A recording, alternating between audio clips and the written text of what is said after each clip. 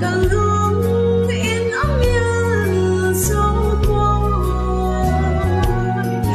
Bầu năm ngày kia thêm gắng do riêng in giang hồ ta